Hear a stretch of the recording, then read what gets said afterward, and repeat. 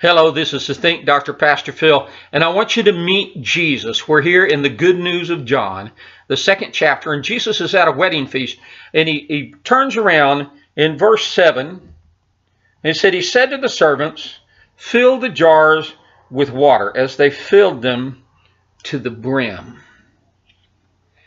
Now I want you to know, when you meet Jesus, do exactly what he says. Immediately, quickly, don't waste time. Move on it. When you meet Jesus, he might take the wash water of your life. He takes the most obscure, the things that you wouldn't imagine could help anyone else. And he says, move on it. Do something with it. Fill it. And they didn't just fill it. They filled it to the brim. They were so willing to serve and give themselves and follow his instructions. Are we that way? If you want Jesus to do something great, you want Jesus to do a miracle, you want Jesus to pull you out of the place that you don't belong in, then you obey him to the max.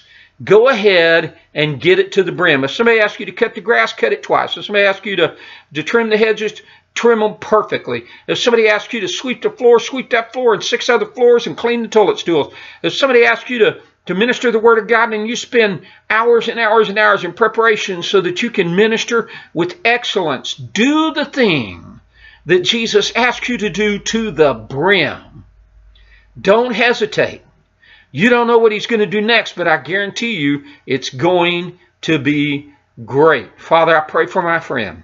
I pray that they move in obedience. They move quickly and they move to the brim. They give everything they've got to the maximum to allow Jesus to do a miracle in their life.